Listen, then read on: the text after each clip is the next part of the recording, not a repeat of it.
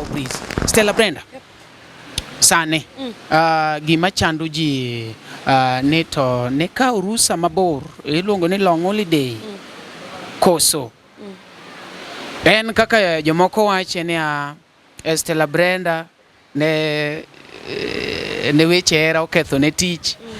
Stella Brenda ne weche moro oketho ne tich. Nitie jomoko wacho ni ne mor jomoko no goye picha kia ka ene mor kia jomoko no reporte kia ka gimetho kumoro jaode. So stories are there. Ng'ato ka ng'ato wache kaka ene mong'eye kata kaka ene mokiaye.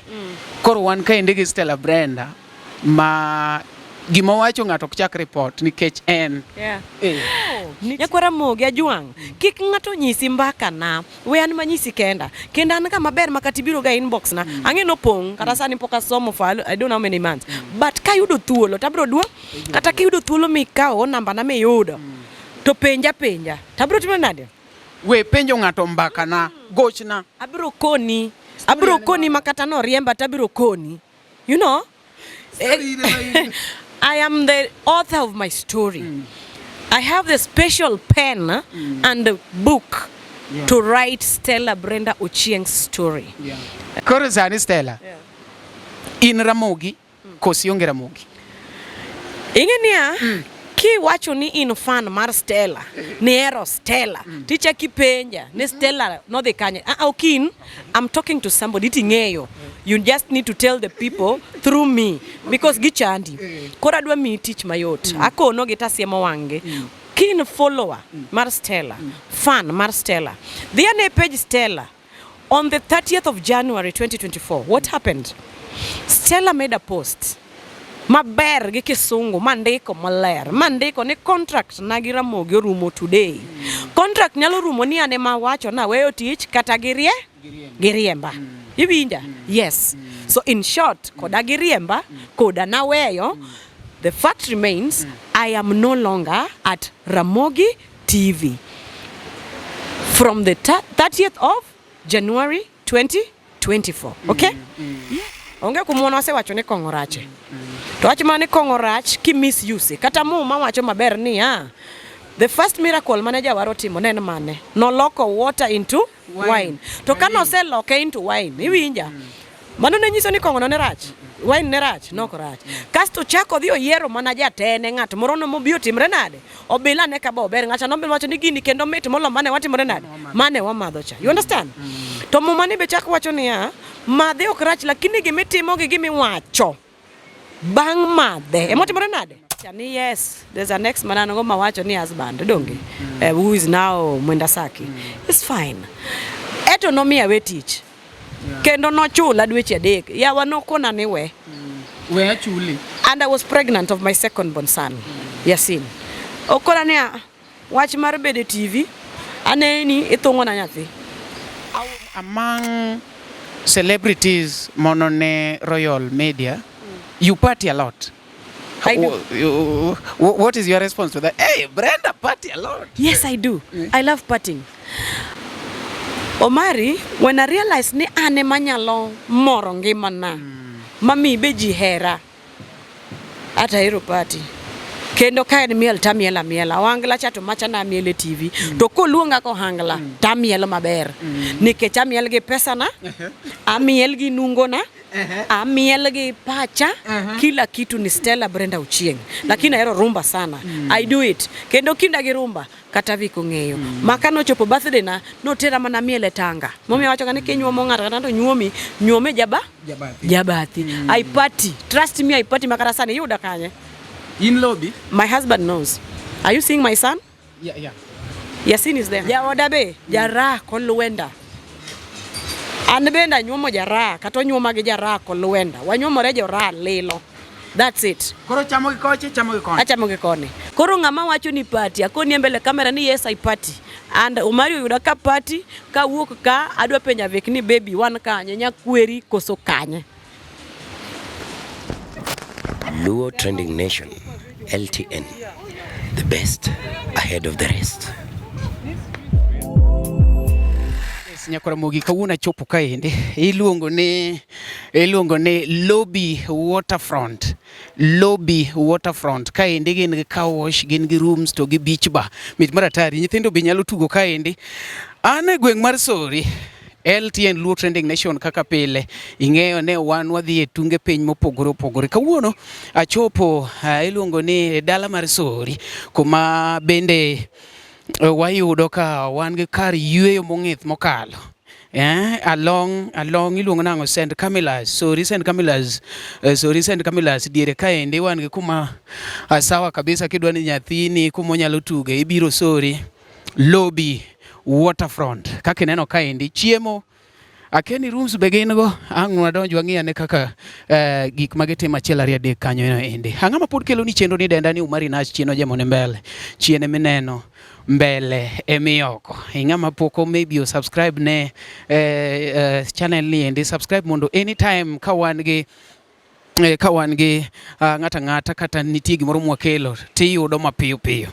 Wan kaendi en kuma okwe sana, inyalo neno wan gi jok moko ma bende kao chiembgi matin kanyo no endo, giwinjo maber kanyo. Inyalo biro kaendi mondo be itang' negi endi dho nam, inyalo dhi tang'o negi dho nam kacha cha endo be kaka chalo, ikone ni en kuma sawa seriously ma ji timo achiel ariyo adek. Koro wamonjo gi ka wadwa ni bende watang' negi wan dala to chalo jamani.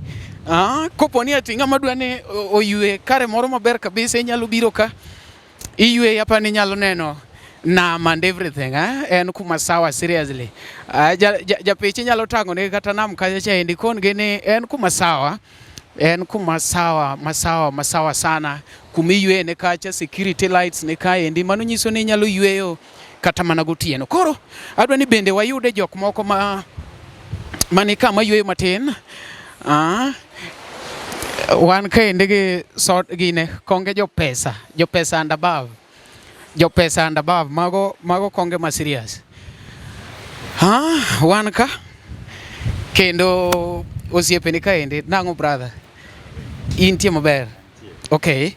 Bende aneno ka antiere ibiro mondo iywe lobby. Abiro na ywe lobby matin. Okay. Okay, koda ni to ere ber mar lobby Waterfront.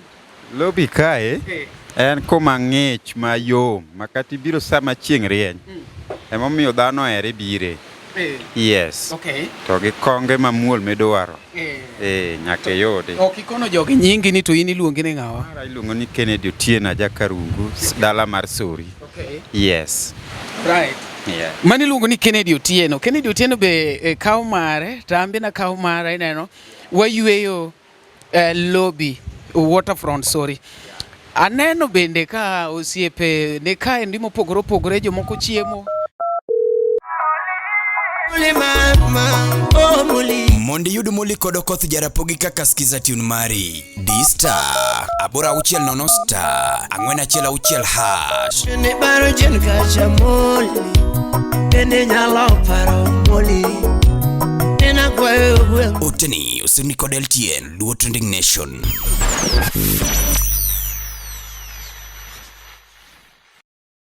Yes, nyakora mogi kaka neno ka niendi, ji pod osiepena ni kaendi, kopo ni dwaro rech mo original, rech ma serious, weri gi nya China, tibiro lobby Waterfront. Pod ang'iyo iye kaendi, aneno ka nitie nyadendi moro yweyo kacha. To ng'ato ba neno kaendi machalo ng'ama ng'eyo, koso mok Stella Brenda. We akwongo adhi anendi be amose, ochalo Stella Brenda Ochieng.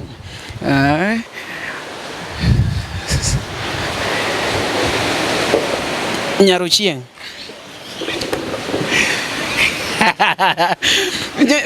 Nyarochieng. Kari no. Oh, no problem. No harm. Just Stella Brenda.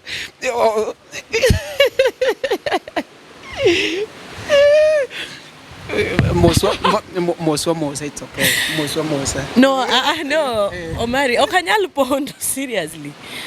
I also have a private life. In fact, no kangeni in kone. Wambe ne abedo invited kind. Girl, dark gi paparazzi all the time, surely. Yeah. Okay, what is it all about? Hango mitimo. No. One kind no musu siepe o man katwa yudi. Musa jo peny.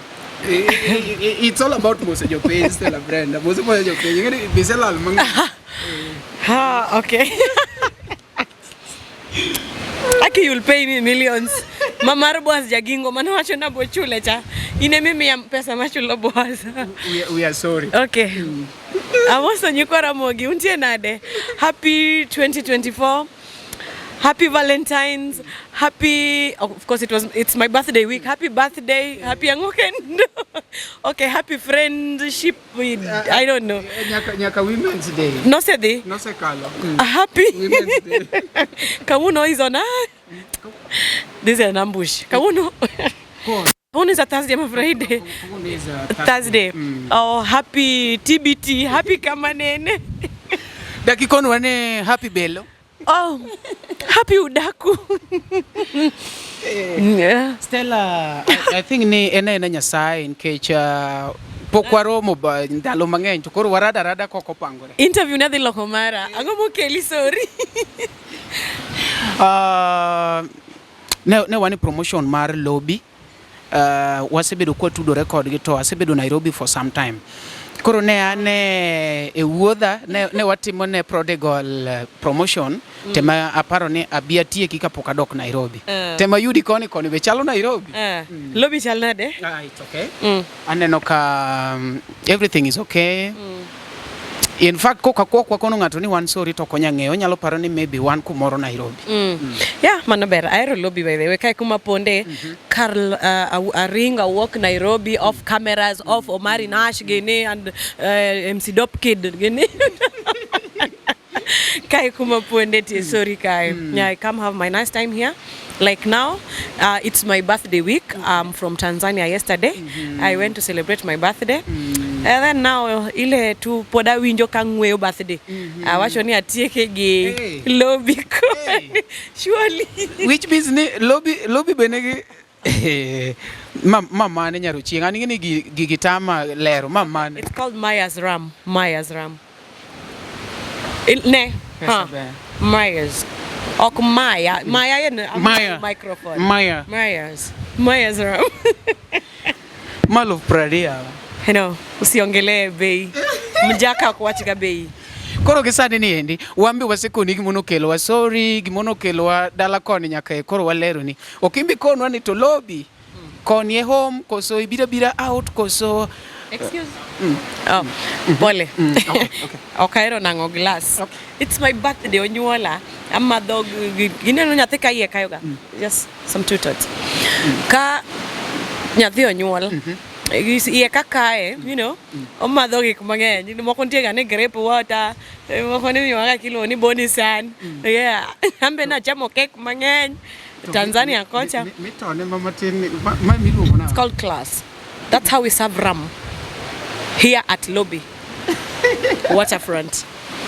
It comes like a waterfront. Okay. Yeah. Dongi wacho ne to kosiketa chiel langi chakime da chiel. Chielo, kete one by one, badai. Yes. Okay. So there's a glass that is double. Yeah. Pesa ber urga oko. Ne urukuma pesa utere Stella. Ilogo. Kongo makoro kulungne Kongo, makoro alcohol. Sure, just say ram. Ram. It's a drink. Category mare is ram. Stella Brenda. Yes. Karungu. Yeah. And Stella. How do they relate? Okay. Idwa kita storyteller. Woi, tiambusha. I think gigiti okupangi gigena na story casting any ngama be ungiyo ge camera we need not to prepare you kia waro muticha day no nile tu I was having my private time, you know. Okay, but angeni be do acheki do kiye na okay sawa kani intire guy high school tisomo nitimo subject mlo ni CRE ni penji gani ya thothne Udoka leaders manini chirega mumaka. Ipenji question here. What are some of the kiango that prepared kiango to be a leader? Like David, like kiango, no who say Joseph Gini, no who say not him kiango. So sorry is is one place ma has a good story engima mar Stella. Katiko from Fomara, that was 208 Nyakach girls. When I joma komano hepo kagisanduku ka. You know what I mean? Hepo kagisanduku. I know the story. Yeah, honesty is a virtue. No walk kagisanduku. Ne waparo ni life mar dhi katedo kata bedo gi boyfriend macha no katedo because itieko to pod hero ng'ato era kaka nodonjo fuonde na wuok ga ng'owa msigo from Nyakach tadhi kanye abiro sori ibiro karungu abiro karungu yes kabiro karungu ibiro lemo ja karungu na biro lemo ja karungu then otimre marach chwanyruok nitiega jonyuol bende onge janyuol mago ma nyathino tikatika school to dhi barambe nitie gima ne nyalo miya wuok from school to come on, because I'm an intelligent, I was an intelligent girl by then, so I need a woman. Yeah, couldn't take him and nyalo provoke, amana nyalo timomano. But later on, kana neno ka dieri, peppers ber moloyo any other thing na work to gik mana yude Kenya, no luonga gik mang'eny, lorango. I felt I needed to move, ma work. But before work kananka, napuonjo nachako my first hustle kapuonjo sori kae. There's a school called Andrea's Man Academy. Yes, natiyo kanyo napuonjo kanyo. And it's good biro sama ber because ngamanonde ka kanyo Bishop Tiany just passed on Waiki next week on the 25th. Koro samane apuonjo ka Andrea's kae ndika Bishop Tiany Clark mane chulowa olap dhoge na ndong ne Stella Brenda bende. You get the story? Yes. Koro inka to ngama chulo bende nitire boyfriend by the way. Okero riamani boyfriend. Then ngama chulo wa boneno ka nyathi mochwe modosi. Nyathi lando nyathi. Apugno kambuta. Wacho ne olap dhoge ndong. Koro application like. The application no me teach. No me teach. It's no you look be. Kiki penja, nge gimi do penja. I know. Nange gimi do penja. Horo no timre kamano. Then which you the timre ABCD. Any catch. Timo neja interview tag. Onge your next move. Kori gini. Kiki penja kanyo. Kiki penja. Ange gimi do penja. Nyakora mogi pod wan ka ene Stella Brenda. Stella Brenda has been so ntie kisungu moro yawa kizungu be mafelo ji sama kore se wache ise wuok ne do wache. Stella Brenda osebedo ng'at mamiyo wa mor. She has been one individual that makes us happy, gives us funny. Akiango kisungu te matek ase lendo gidhulu mang'eny. Duda ka imbo lalni matin. Imbe ochako lalni. Koro Stella Brenda. You jump. I jumped. Let me just tell you something. Wind it up. Koro kelakcha. Yunyo ninga? Kelak emoduoga ka. Achi sori kendo. Wachni hallelujah. Amen. Koro sori ka, in short. Prepared, mibiro manabiro aliacha, puonjo manapuonjo kacha, prepared Stella Brenda Ochieng to be permanently sori karungu. Atedo sori karungu, malobondo kosiemo, got ko ure. Atedo ne wuodo lo ko ure. Wuodo lo no tu winjo ga nagoga kacha chande TV ni a Victor no tena. I'm married to Victor. One Victor Olo. Yep. So Stella kapo kwa dok chien mana kari kanyo. How do you relate kopo ne iromo ge kumene chako kokocha? Jok mini timo go pre apa ni imbi yoda. So giromo ko digi wachoni mani chiwa no biro kaporo ten blah blah blah blah. How do you relate sama kuru romo kata mana chiro sori? A very nice question. No luonga lor. There is one place no luonga lor. I had like 5 miscarriages. No luonga lor. No goya. Manoriemba. When I started my journalism career at Sunset Radio in Homa Bay, ka wuok Karungu kaendi, iwinja, nonyisa ni okanyar dak. Nyako ma pod dwa dhi tich, ok en nyar dak. Fortunately or unfortunately, I don't know, kana duogo makakora neno Right TV kendo, they were the first people who would send even messages and congratulate me. Madwaro na mo amosegi. You understand? Makes me watch a point moro. Nyako ber kasomo. ka in gi dhako to en gi hamu mar dhi skul, ang'e gima miyo uga joma chuo udikoru iwacho ni no, nikech waseneno situations mang'eny mipuonjo ng'ato to odhi otimore nade, odhi okier oweyi kendo, mago nitiere. Yes, but mar adieri to kanyako ineno ka nigi wich kata mar ohala to yaw niang'o ohala, tinde en medo miya ta mi to waketo diere to loso gimoro. Koro adok e penjo mi penja, an ga gi chuny moro maber, I don't hold grudges, and apenjo ka ng'iyo kamera ka nitiere ng'at moro mane wakosana go ma ok wawuo to kona Ogoch kata ni Omari has my number, obonyisa mano number 1. Number 2, I talk to all my exes. All my exes are my best friends. Kiki penya nigi nadi, but I have exes. Yeah. Stella, we me a stop. Igeni ya jopiny gombo ng'eyo ni hawa excess gi nadi, jopiny ema gombo ng'eyo. Okay, okabiduho gini nadi, but what I will say, I value love, ahero hera, anyako mako heri adier, ka weyi to chwa, to kiweya, iweya with reason ni maini ming'eyo makata ka ng'ato wacho, to makosa kare ni ne mari, yes, yeah. Masani wanyalo wacho ni nitie joma kechanto, okay, God forbid, kik ng'ato par koda maraye. Stella to bernaga. Mini crush. Uncrush ni? Yeah, Stella bernaga, maybe look ne duonde konyiero kuwoyo vibe ni bernaga seriously. Bingeni intiere karungu? Bingeni in karungu? Appreciate okrach. Okawacho ni koro ni lopi ka beka yora. Koro. Imbe nitie ng'amose we higa gi ber nini te? Koso in miwecho. An be nitie ng'amose weya. Na yuak. Na wuok otieno, na wuoyo gi sulwe, ma oro sulwe no dhi onyise ni ahere gi chunya te. No kanyal chiemo, but eventually na chiemo. An bose weya. But en ng'ata di manoweya. Ang'o mono timore Stella? No, mano to kabi. Gini nyaka bede ne ensiria. Bwana kine ng'ato we nyako maber machalo Stella Brenda. Stella Brenda ino yieni wecho. Oko yiene ng'ato mondo we Stella. Kuri gini poda pedre. Okay. It's okay. Akina simbali, si kitambo. Ni ma last year but one tu hapa. Kai. Mano to ng'ano notimo maraya. Koso ne en weche celebrity. Yeah. Mano taele. Yeah. Ngeni celebrity date a celeb or tech ga nikech. No. Uketho nying celebrities riambo. Date celebrity tech nikech kawuoni go picha go marry and maybe somebody feel ni marry and threat ne.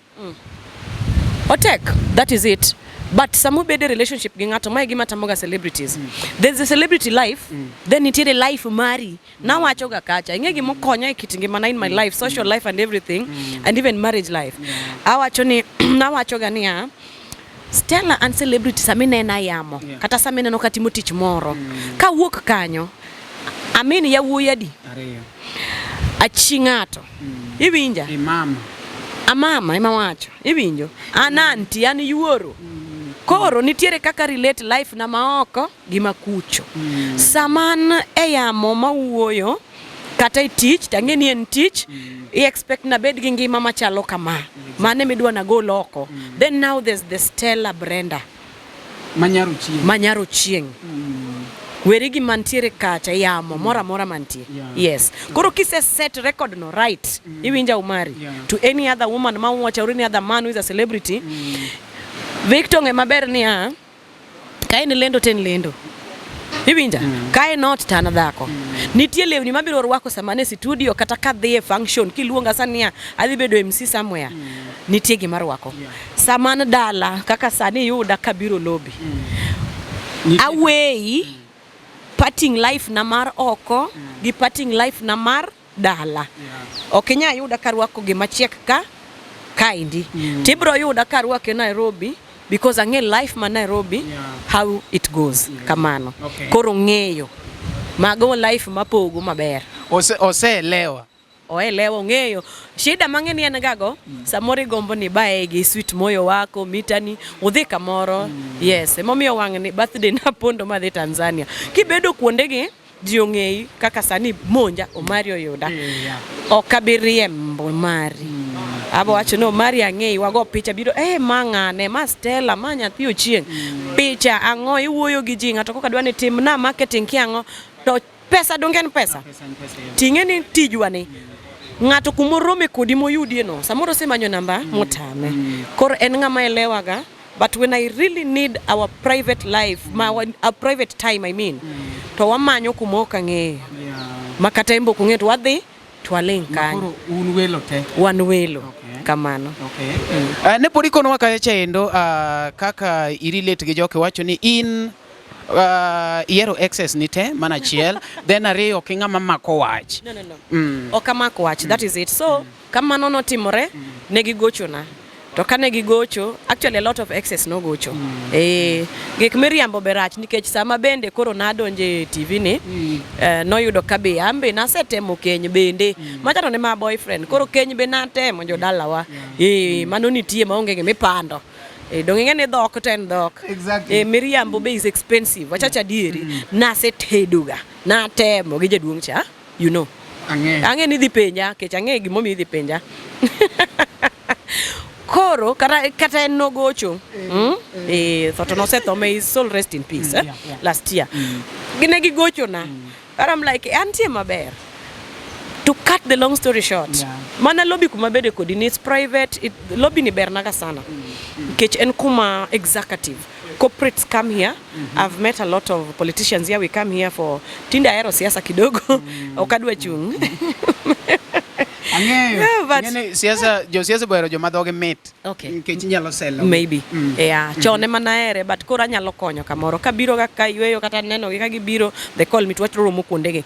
It's very exciting corporate meetings timorega kuondegi eki kae ema narome gi jogo iketo gik moko clear kata na wuok gi chwang tiduogo piny wacho ni podan yuoru wato kotimore nade okarumo to itiyo gi mane wantiere gi kok baridi wantiere gi Del Monte baridi wan gadelo mimadho no en mane wan gi pi modho mang'ich gi mawom mari mane tung'eru to rumo gi kanyo koro ging'e maler nikech macha gima nancha wacho ga kata kapod ane yamo ma ji winja te avik tano tena onge ng'ama kia avik jafulo yo ng'eyo te jafunda no ne keorna fulu mang'eny Nairobi wachamo maber gosiepe na kaka lini gini yes koro create boundary they know kwa romo wamosore kama late to late lakini ose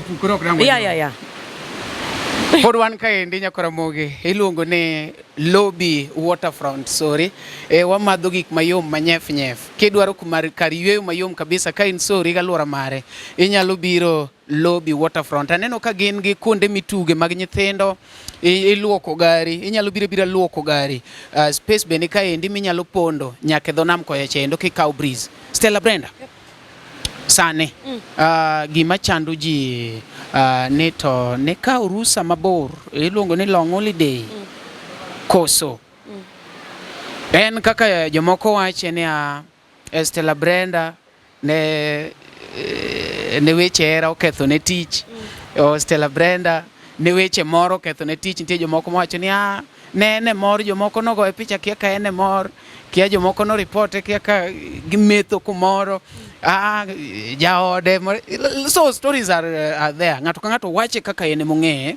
kata kaka ene mokiae koro wan ka ende gi Stella Brenda ma gima wacho ng'ato ok chak report nikech en nitiere ga something so good or strange about Stella Brenda akiaga miriambo akiaga gik mipando nawinjo wacho ni we wacho ga te we timo ga ng'o nyaka wach te nikech iyudo ko mari ang'o dhi obedo piny ang'e gini we anyisi no nyakwara mogi ajwang kik ng'ato nyisi mbaka na we an manyisi kenda an ka maber makati biro ga inbox na ang'e no pong kata sani poka somo file I don't know how many months but ka yudo thuolo tabro dwo kata ki yudo thuolo mikao namba na miyudo to penja tabro timo nade we penjo ng'ato mbaka na gochna abro koni makata no riemba tabro koni you know I am the author of my story. I have the special pen and the book to write Stella Brenda Ochieng's story. Jaoda bro goya no nyisa ni kika okogoya nitie kaka ogoya gi lwedo obo no sekwera nying mar Ochieng no. Okay, sorry. Okay. Inyaluonga ni Stella Vix or Brenda Vix. BV. One sani koro waonge gi Stella Brenda, wan gi Stella Vix. BV. Brenda Vix. Brenda Vix. Ya wajazaya. Era timangodo. To korumo. Omari, ing'eya maber kabisa an nyar Ochieng adi? Achiel. But sani BV. Parena bro duogo. Dhoga yoti ga ne team apologies. I'll come back and say sorry guys, it didn't work. But I don't think. No, sani no say work. Yeah, or work. Koro sani Stella. Yeah. In Ramogi, kosi onge Ramogi. Ingenia ki wacho ni in fan mar Stella, ni ero Stella. Ticha kipenja, ni Stella no dhi kanye. Okin, I'm talking to somebody ting'eyo. You just need to tell the people through me because gichandi. Kora dwa mi teach mayot. Akono gita siemo wange. Kin follower mar Stella, fan mar Stella. The ane page Stella on the 30th of January 2024. What happened? Stella made a post. Maber gi kisungu mandiko maler mandiko ni contract na gi Ramogi rumo today. Contract nyalo rumo ni ane ma wacho na weyo tich kata giriemba. Iwinja? Yes. So in short, koda giriemba, koda na weyo, the fact remains I am no longer at Ramogi TV from the 30th of January 2024. Okay? Yes. But koro ning'eni nitiere jok moko ma like there is a time mana iwuok matin. Koro jomoko ne wacho ni anu Stella Brenda ogol mane kamera but ene part nikech team duong. Ing'eni wan samoro waneno mana few individuals mabiro e kamera. Wakia ni nitie joma tudo waya, joma ochung' ne sound, joma ochung' ne makeup, joma ochung' ne programming and everything. You believe ni kineno ng'ato e wang jowi. Mane ka ene Ramogi. Kopo ni nochako gi miel, tindo ko miel. Okay. It's okay. There was that time. I think that was a part of last year or end last year dire kanyo for around 4 months. Ne an off the screens. Yes. Natimo gik mamoko. I was on editing.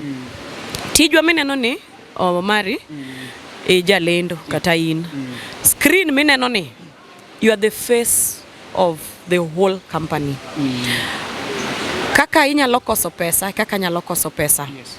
Kaka inyalo bedo matuo, kaka nyalo bedo matuo. Iwinja? I'm entitled to manyo peace kamoro. Kata ka en mana silence. Yeah, by then I was going through a lot. Maonge ngama nong'eyo. I had a sickling parent, my dad. And emotionally I was drained. Emotionally. Makana duogo to no neno kaka nan. Yes, natimo editing, nane teach, but nan off cameras, nanyalo timo ABCD, anyalo dhi atimo production maga, to ka duogo tatimo editing kagi kacha, ane teach. Nikech onge ngama nyalo chuli ka okitimri nade? Okiti. To ji deal ga gi stress mopogore. Nitie ngama nyalo nyiero mabano to nitiere ne ji te sana ka in media visual kamai. Ismail kata ne opam lembi to you come back and smile nyakora mga juang sani oromo, you know. You smile. Kitieko to lembi mo pam jo edoge roya matin, you know. There are a lot we sacrifice to make the public entertained and to make them informed and to make it that everything. Iwinjo. Koro macha chato. Yes, I was going through some ABCDs. Katu nena diri kana duogo kendo the same people manego mbona duogi kachaka duogo koro chako oro kendo messages to duogo kudhero ya this is not Stella. Abiri ya jotelo reza ria chie unonde kinaga pudding na chemo kare pudding kara ndikni jayada Kionge gi chuny mupok tok bedi ya then koro bang mano to koro atia until January. Yeah, of course there were issues that I cannot disclose, but everything came to an end on the 30th of January, and I said it's over. But Gimadawan wacho, I am rich, I am encouraged, I am more developed, courtesy of Royal Media Services. This is one company that is like a parent. It's like a father, it's like a mother, it's like everything that a human being nyalo duaro. Yes, they've built me Iwinjo kisungu no kang'ega maber. Kisungu na No. Stella Brenda sama koro winji we lenga ine mapora winji. We riambo ge kizungu ng'e gi kizungu maber. Wacha. Okay, awachi gi dholuo. Okay, awacho niya. In short, I'm a better person. I'm the Stella Brenda makawuono wuoyo ni. The Stella Brenda muneno samoro ka pitch ni sanini. The Stella Brenda masani unyalo luongo kata manyalo bede table, manyalo timo ABCD, manyalo consult because of Royal Media Services. Yes. Stella. Yes. Adwana duki chien matin. Inga masani koro jineno and any other person nyalo gombo ni mondo bede position mono intiere. How did you succeed to be in that position? Mondo me kore ka ngato nge kamano kech ntiere ngama koro wacho ni yawa macha chance ma Stella where yawa macha kumanda bede. So how did you get there? Weyo gimoro mayot kata ketho gimoro luore gi kaka struggle. Iwinja?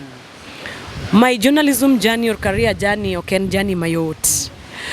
Omari wacho ga ni kidwa bedo kia journalist kia dhi kaw kamera ginene mira ingiri na ngira na kawga gazette na somo atemo nyaka muonyo ineno le somo magazine muonyo na muonyo to samora muonyo to ntie gimoro ni pronunciation kako nego bed pronounced igoy marong na temo to get the courage ni kono wagik makamage cause mane lek manan go arechon but adoga realize no ni mago to konya hinya mago mana steps minyatiyo go is like adwa kalaura ni taketo kidi monda agi lokacha but ndi gik monengi timri nade e tim kata kiketo kidi ngene kumikete kidi ni osienyore kosen nango Omari kata in ija fuambo ge keyo you are also finding your ways I'm very sure ni chieng moro ka imba biro timo ni interview. Yeah.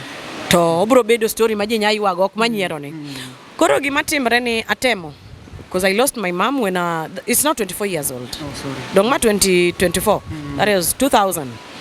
Bang mano dado bedo matuo. Gik machalo kamago fiso dhi ochanda. Magi miluongo ni college. Apuonjora kenda ause chichi ni ndhiwa ka koro nyisi ni gik ma prepare ga ngato to ndhiwa ng'e maber na bira use ka oma be ng'e maber na use rongo na use kosir na use kumoro na wendo na use to na uso mana gige sim phone accessories batteries ngo iwinjo na dhi use to find my way monda timra nade achul college fee odhi otama kech na kawo loan ka dhi akawo loan to dhi otama chulo adara dhi mbita nyamin mama moro ne mbita anti na moro tayudo radio moro ni Sunset Radio to ne gin mana chuo lilo I can remember richo waga Milo Oliver Tambo Milton Kolande meno luongo ni Mitol Jaka Black ok marwa mane nitiere Royal Media cha tie Milton Kolande moro to gigwela ka winjo gigwela to anti nani mokona kan mbita ni to radio moro ya ukama gogo mathum tiso molendo fiso tami okedi I walked madhi to kadhi adieri ing'e gimoro miga freestyle why introduce ngato I was the first female presenter at Sunset Radio 2011 mano mbita to kaka jokes managoyo gi dhok mametni tano mia tich gi kanyo it was voluntarily na volunteer ne okan kata joka won studio ne ni Germany lakini ineno kad mendiko salams mendiko lendo mar kuyo lendo ma local to gi ngane MC Marinash moso kacha chande MC Dop Kid omoso ji kacha cha omoso kanyo endo Kennedy Odero omoso moso jogite bas ginyiso ne gineno maber ka gintiere gwenge mag sorry iwinjo gigi nwatimo kamano the more cards mo uso mo gik mo lando lendo mo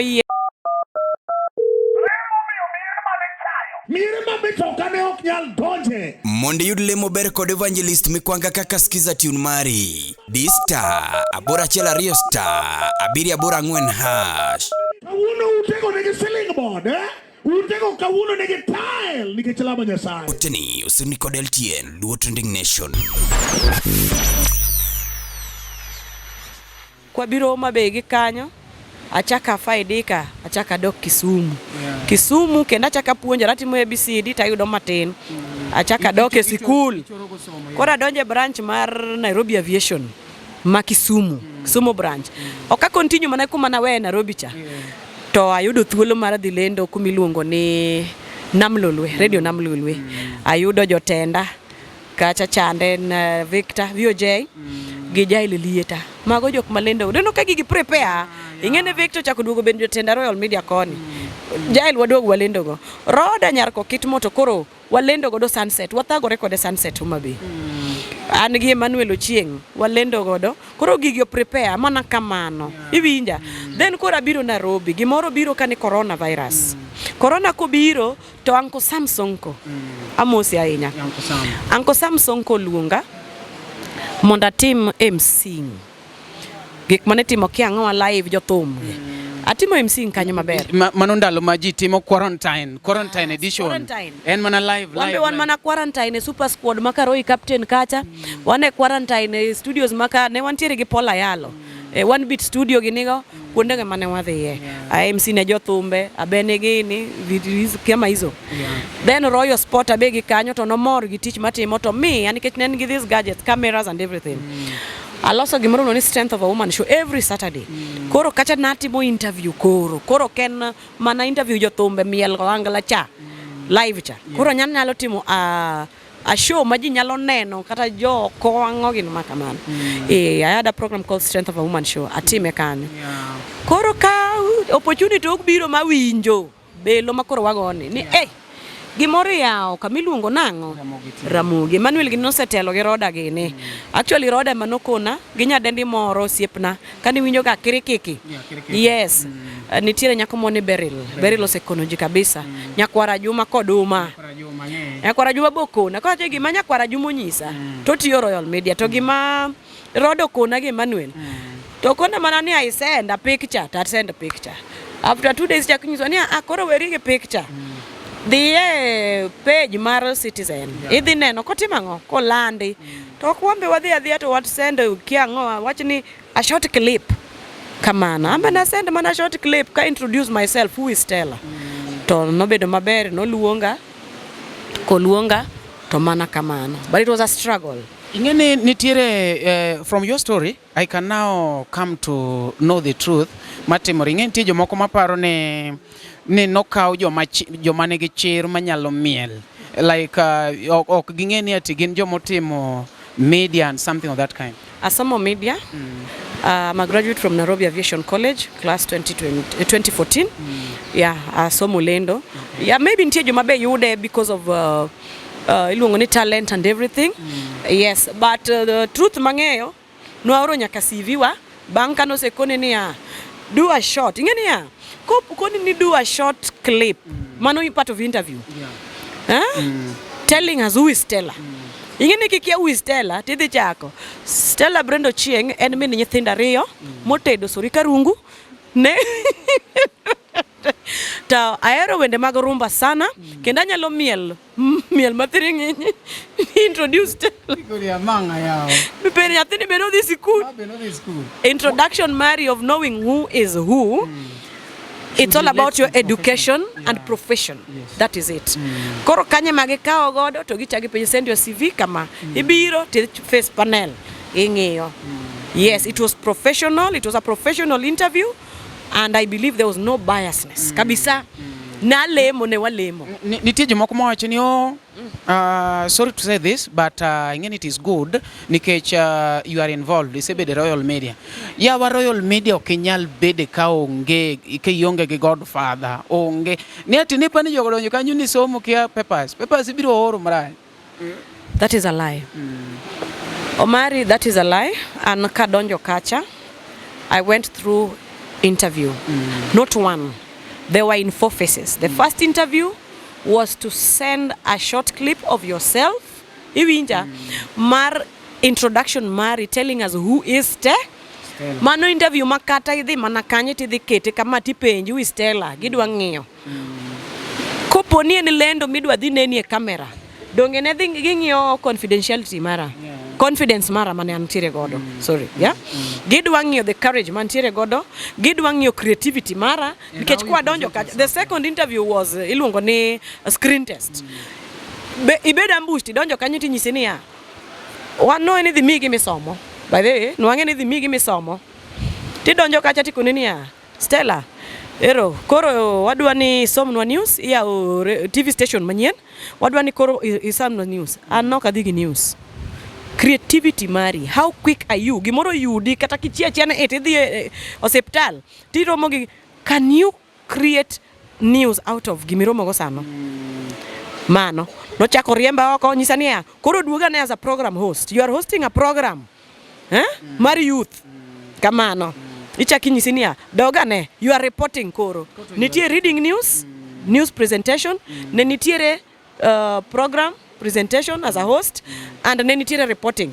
Katieko to penya manania, to bi nyalo miel, mane mano penya, bi nyalo miel e public. Wende mage miera, an by the I love rumba, nacho na nyalo mielo ru, makata kani miya tich mokwongo, tija mokwongo nonengo benie nango? Rumba, hosting rumba, but noko miya mano, duogo biro ba, ka show interest, yes.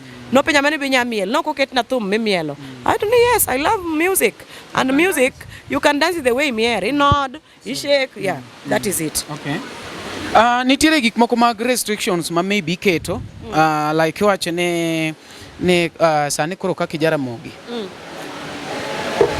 Maybe okudwa ne umethi, okudwa ne maybe dhe kate a function moro, wawach ne ingamo ero John Junior, idhi winjo rumba. Nio iyudo ka ng'ato wach, okadwa nong'eya ka. Does it mean ne kisedonjo to nitiere kaka ibedo restricted mok inya bedo gi your personal life ma kibedo kanyo to mantie kaka ketho tich koso ere kaka otimore? Restriction moro manyalo wacho to onge, but we have rules and regulations. Then we have something called image. Kamora mora, there's image. Katana Stella, I'm now a brand. There's an image I need to keep. Iminja. You don't expect me nika uono eyuda kumigo e ng'ato ni amba gocho. Kenda go maber macho ni go uru, mama notimo marach, go uru. No. I need to create peace. I need to be a peacemaker because that is what we preach. Koro kata company kumitie kecho okati kanyo sane. Yes. But you never know, duk jawiro, I would still go back. Kech nok wakethore kodgi. Tomorrow I would go back. Kata ginyalo dwaro to do something. Kata na nyalo dwaro gimondo I do something or market. Because now I'm doing, I've ventured into entrepreneurship. Anyalo dwaro timo marketing, advert and gik makamago. Nitiere gik ma you're not expected to do. Kawuono in jalendo. Alanda maber ni magi marach. Ago belo kawuono ni magi marach. To gima wacho ni rache, miduogi yudo kati. Onge kumuono ase wacho ni kongo rache. To wacho mani kongo rach ki misuse. Kata ma wacho maber ni the first miracle manager waro timo nen mane. No loko water into wine. To kano se loke into wine. Iwinja. Mano ne nyiso ni kongo no ne rach. Wine ne rach, no rach. Kasto chako dhi oyiero mana jatene ng'ato moro no mobio timre nade. Obila ne ka bober ng'ato no wacho ni gini kendo mit molo mane watimore nade. Mane wamadho cha. You understand? To mo mane be chako wacho ni madhe ok rach lakini gimitimo gi gimiwacho. Bang madhe. Emotimore nade?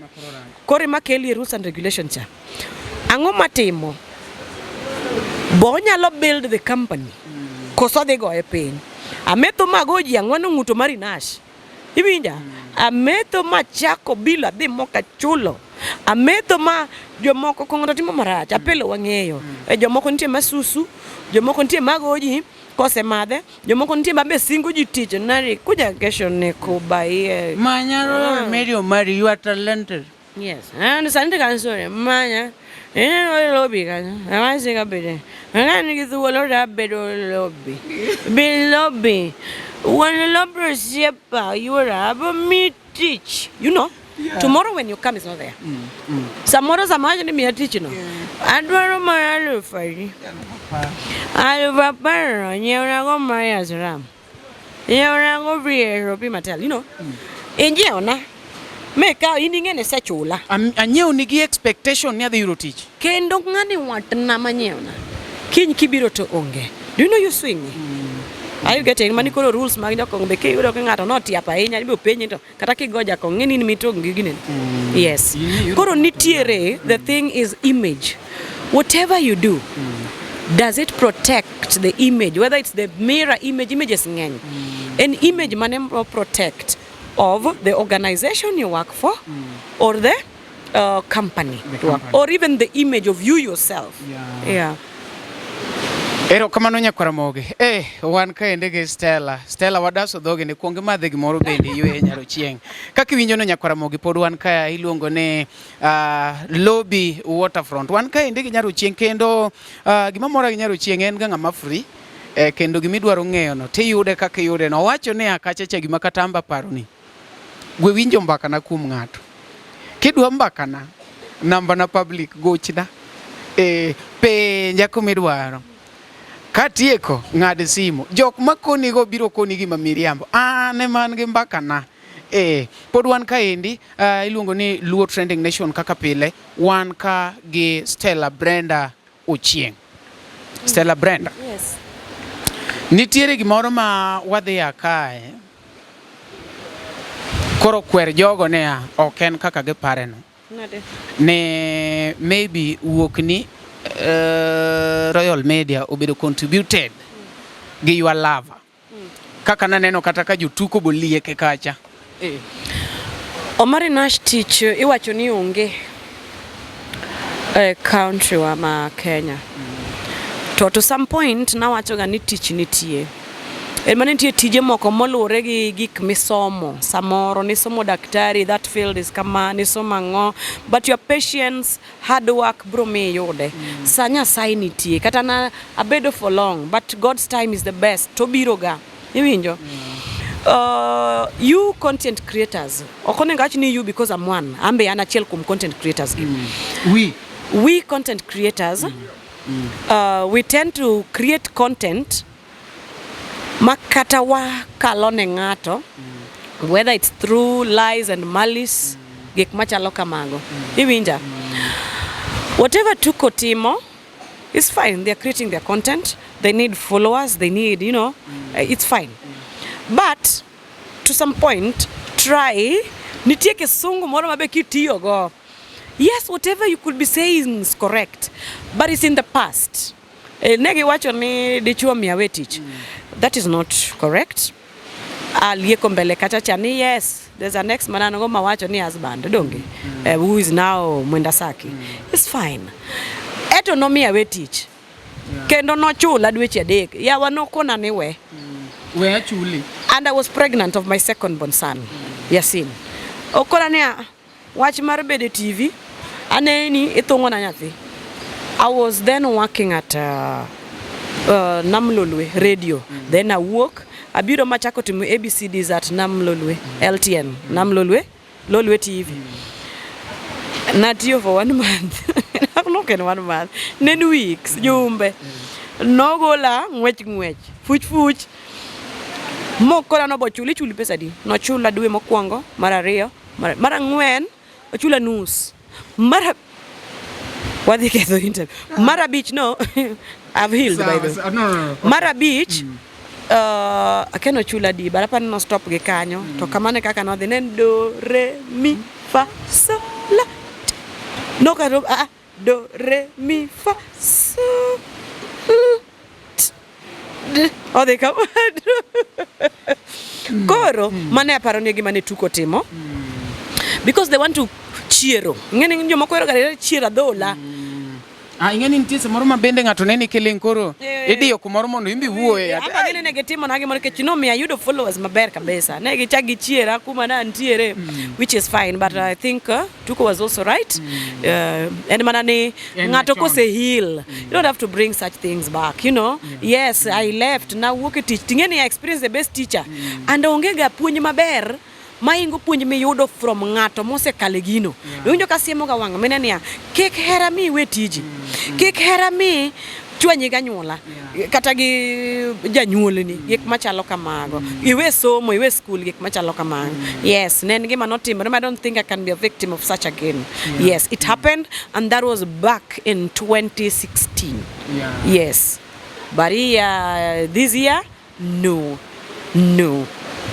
Wuok na no chwanyo kata jaoda chwanya kabisa. Yes. Stella Brenda, iseling nyaka ni wuogi ichako nwa channel kacha chaendo waluwi ndalo matin kendo you had a very good ya wakizungu temalal na sa interview. Reception or something. Reception. People really accepted it. Kendo I could see people were really watching what you were doing there. Then you just stopped abruptly. Today ling Brenda ling ma yani Brenda ling isn't ling. Yeah. Brenda ling.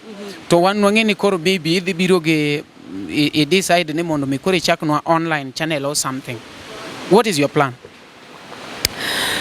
First and foremost, Yenamonda, I apologize for that. But again, let me put it clear. Ber timogi moro, it's something I've wanted to do. I think nina dech sa na dire makoro nanigi achiogo kinyi kawuono ane TV. Kinyi ane TV, ruya ane TV. Having time mar build mara moro ne nyalota. So kana worked, I found ninan gi space no. But again, nadwa timia raka because of pressure mag fans and pressure mag ABCD. Kaka koni nibe jaoda be no komor. Victor wasn't happy about me being out. Yes. O chande kabisa. Even my father, pod chande nyaka sani. Actually kauni mogocho na I've been avoiding jadungo chieng kawa. Odwano rom koda wacha na chila rio dek kechembeji mana kaka insani wawunde ni ke ndakatan baba u. Kain baba wa. Ibo penya nyathina. Jichanda. Omari yere nyathini ma Stella cha. To dakti you know jaudi ma Stella iri. Ang'o matimre. You know? Koro pressure Jig moro malunga ni peer pressure. Koro ntie gimoro ma idwa timo gimoro nikech ngani gocho ni. No, we miss you. You know. Then you realize ni I'm here. With the brand mane ingo. Idhi chikri yaw gimoro that is not worth your brand. Koro na yawe makete tadhi akito pose. Kechingine ntie gimoro manyake losi. You have to do a rebranding of your YouTube channel. You have to do ABCD. You understand me? It was too abrupt. But gimanyisi okaling nono. Ni neno iwacho ni kineno ka upuko leng to ngeni otunga sheria. Bas mane en. It's like attacking a snake. Thuol kidwa attack man kaki attack. You thuol is dangerous. Koni be dangerous. Nyalo spit kato nyalo ge koni. But gimanyalo nyiso fans maga Stella Brenda is there to stay. The strong woman you always say I am is here. Many thought that I fell. I didn't fall. I'm here. And there are good things that are coming. Igamana chakoni. Tari kapar ga beach mano kaloni. I turned 35. Nyako mokriam nyake ike. I could look old or younger for that age, but that is my age. I am coming back. Abiro. Ya unaya wajo kako siepa ma mudhoka wache gacha. Obiro. Ya unaya wayo nikech it's coming. Yeah, I just wanted to dedicate this time. No, limelight nyalo miyo sometimes even your personal self. We samoro nyalo wilgo. Your children, your family. Yes. I've tried to give my family and tell them, you know, I'm always there for you. Anya work na teach pile adugo kama, but here is mom. Here is your woman. Here is your sister. Here is your daughter. Here is your aunt. Mane en. But I am coming. It is coming. Okadua wache tienka. But chieng makura setieko. They will see. Kopo ni launch Maria time iri. Omari I'll call you. Okay. Yes. Brenda. Yes. Danga bed ni okaero fans. Kadanga we moka wacho gini. Iwacho ni among celebrities monone Royal Media, you party a lot. I do. What is your response to that? Hey, Brenda party a lot. Yes, I do. I love partying. I grew up in I grew up in seclusion. Kizungu kubwa. Na dongo hivi. Neno hivi. No, wachinia ni dongo kuma freedom onge. No. There was freedom. There was freedom because okadonge dhira hinya. You know, ahinya. I was exposed, my relatives, nini. I was exposed. A lot of things might contribute to my life now. But I ntiregi mana lak gamani lungonia hera. Yeah, mom and dad separated. Kapod watindo. Iwinjo, koro nwathoro dak gagi, jotije, makamaro babu wana hera waga sana. You understand? So ne wan ga mana kendwa rito to un mana kanyo. So but I realized no one will never love me and no one will never tera kuma dwa bede mopogore gi an. Yes. Omari, when I realized ni ane manyalo moro ngimana mami be ji hera ata hero party kendo ka en miel tamiela wangla chato macha na miele TV to koluonga ko hangla tamiel maber nikech amiel gi pesa na amiel gi nungo na amiel gi pacha kila kitu ni Stella Brenda Uchieng lakini ahero rumba sana. I do it kendo kinda gi rumba kata viko ng'eyo maka no chopo birthday na no tera mana miele Tanga momi wacho ni kenyuomo ng'ato kata to nyuome jabati I party, trust me, I party makara sana yuda kanye In lobby? My husband knows. Are you seeing my son? Yeah. Yasin is there. Manuel Odong Dalane, they had some gige nyithindo dala kanyo. They were playing. Yasin wachonia odwa biro gi mami lake. You know, I party. Jaoda be. Yes, we mage nyithindo. Jaoda be jara kolwenda. An benda nyuomo jara kata nyuoma gi jara kolwenda. Wanyuomore jora lilo. That's it. Koro chamo gi koche, chamo gi koni. Achamo gi koni. But gimwang'eyo family first. Kanka, number one thing nyakong'eni ya baby yanka. Sweet moyo niko hapa. Yes, abiro lobby, I'm tired of bede hot. Kauna onge kumadhiye unless tomorrow like this weekend I have a show with Kakatalanta. Manobe chuna na lande. And I show with Kakatalanta on Sunday. Migori. Yes, I have to go there. Tadhi teach. Avi kong'eyo ni Stella dhi chwako show. Inos monge maber ne kek na nyaka ng'ad kocho kero ga keks but koro because of publicity nyaka dhi atimla nade ang'ad kek wang to ne mara kode ya watutu emane wadhi ne Tanzania bar mazande koro public it's still my birthday week ing'ade kanye Ing'ade Migori kaka Katalanta we have a show so en gima nyaka ket straight koro ng'ama wacho ni party akoni mbele kamera ni yes I party and Omari yuda ka party ka wuok ka adwa penja vek ni baby wan kanye nyakweri koso kanye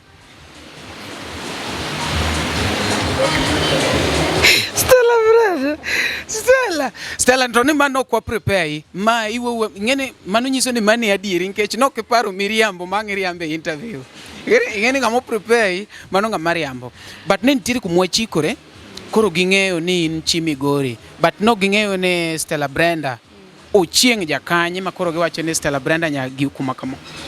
Stella Brenda en ginonro mara matut anyar Padhola Uganda. I'm a Ugandan. My tribe is Padhola. Apo Tororo kidhi kumoro kumana IDP dake. Mkia Mulanda. That is where I am. Okay. Kenya ka abiro through a relative manokelo waka. Unrelated with the late Oyugi Ogango PS. Yes, Mama Mary Oyugi, Majaod Oyugi PS, the first wife, mano nyamin baba na negiromo Makerere. Koro Oyugi nokelo kayuoche koni e baba wagene. Koro donjoni. Kiganda wacho maber, un ka wacho ni dhi nade. Intie nedi. Bi wadhi bi wakadhi. Kaka sani adwa penyi ni Omari, nyowi kadho Nairobi kono ni koso dikin. Amano kawinjo. Apenjo no Omari, udhi Nairobi kawuono udok kawuono koso dok kiny. Koro kadwa goni erokamano kuom interview. MC Omari Nash. Walwa gi interview mitimora kono ni me. Thank you for the interview ya leo. Manya Padhola. But koro fadhi odak Karungu koni. No, baba odak Kanyimach. Kanyimach. Okay. Yes, koro miyo yunjo kasa mori wacho ni atwech nya Kanyimach. Yeah, but Uganda dala maduong. Manyiso ni koche makata nyuola nitie makata ka buche nitimore. Actually kaka no yugi no nindo, ji no dok kocha. Okay. Wadong mana gi baba gine koni. Very few maybe gi waya Mama Mary. Yes. Okay. But ene momiyo koran koni. Madine be Oyugi weke be donge dikoro uonge Stella Brenda koni. Stella Brenda koni. Beko waneni mana adok unena adok kiaya. Adong waneni TV makocha. Makocha girigiri kata gimanya sae no sepango. Ne wadhi neni, dwa neni gati TV makocha. Yes. Mantadieri. Kamano. Koro sane dwa ni kao mondo mi bi wuoyi gi ma fans gi ambe gi senene bathi ahinya kao microphone kon gene ma Stella Brenda Ochieng ane Luo Trending Nation ka endi ma fans bla bla ikoro yini minge wachni Okay, iwache gi dhok mane dholuo koso mane mi winjo kifil go anyalo gadho anyalo nywando gi jogi riek jogi winjo kizungu Kiswahili acha no wacho ne nyingo lokre but the one they know Okay. No, okadwa na keth kenyo mara. BV. Brenda Vic. Yep. Nyeke na be no miya nying dala kae ni longa ne Nyakodero. Sani longa ne Nyakodero. BV Nyakodero. Brenda Vic Nyakodero. Okay. Okay, ne johera mar LTN, Luo Trending Nation. Ngatuni ochwanya, but omora bende, oyuda ka have my fun. I'll never kete ni kora pande. You need to know the me. Makiki kuodhi ni Stella en kama. I party, I'm having my time, and that time the only important thing ni kinda gi Nyasacha chalnade. Jaoda bunge gi matimo. To nyithinda gi God do they accept me. I party, every other person parties. Nyithindo gi party, kendo ka gi party to gi party marach kata moinga. I party responsibly. That is it. But what I want to tell you, first of all, first and foremost, asanteni sana. Thank you so much for building the Stella Brenda Ochieng. I am still there. By the way, kata inbox mara, messenger mara, my fans, my followers, my friends, they still come for pieces of advice. And I'm always there. Ina noga kate page na kapod, maneno kochwa ya hinya maneno ni ngani to really needs a piece of advice. That post. Please, don't stop. I'm still there. I'm just a phone call away. I am just an inbox away. Inbox me. I'm always there. Antiere Kanyo. About the brand, about seeing me again, I'm always there on Facebook, YouTube, Antiere Kanyo, and follow my YouTube channel, Antiere Kanyo. Stella Brenda is there. Stella Spotlight, Nitiere Kanyo. Just follow, good things are coming. Aero, I love you so much. Aero kabisa. Because you've made me, apart from God and apart from the companies I've worked for, the third person is you. And for now, it's my family also and my husband. That man is a man and a half. Aviktano tena. Hey. Ha? Mani lungo ni Nyakodero. Ayenu dhina kaja juoke viki na tuwena. Kendo chanda ka kidwaro viki na tiwena. Hey. Kosa wer machielo? Wer. Victor Taer. I know you. Asanteni sana. Ramogi wagoero kama na enya mani lungo ni Stella. No. Ilungo ni Brenda Vic. BV. BV. Hadi keto gini. BV Nyakodero. Ilungo ni Brenda Vic Nyakodero. Kaki neno no endo. Wagoero kama na Ramogi podi nyalo luo Stella Brenda Facebook mage, YouTube mare, TikTok mare, mabende o promise ni very soon obiro kanyo no endo. Iwacho ni kikitang negi your plans, tang negi your product. Samoro kiketo plans to nitiere jok moko mabende okomor kodwa ahinya. Inyalo yudo ka gichak giriwe nikech iwacho ni ok ngata mor kodi. Koro Stella Brenda pod nigi plans mabecho kaka ineno no endo. Kendo wagoni ero kamani ngamo sebedo kochung kodwa fans mag Stella Brenda ngeni kawuono un kate wagonu ero kamano fans mag LTN wagonu ero kamano. Thank you so much. Achakwa uromu kendo next time podanu marinash. Weche mopondo, weche mopandi, inyenyo elela. Kineno kokuo kuomi matiende ni onge. Isebe.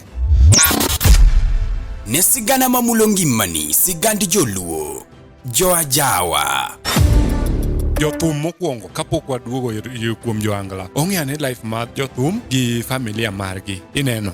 Luo Trending Nation ni ong'ala manyime mar gundo ni wechegi kaka gitimore kod ng'ama otimo gi maonge deo wang'. Ochiem to chiem mariek nikech be samoro Tudri kodwa seche duto, ndalo duto, kinde duto e tong wang' mbui mar YouTube, TikTok, Facebook mondo yudu wechegi kamora mora ma intie mana kar bedo. Kete mana kai. Kete mana kokidwa kete ka to bro keti gi thuon. Luo Trending Nation ne adieri makende. Nyakwara monga juang.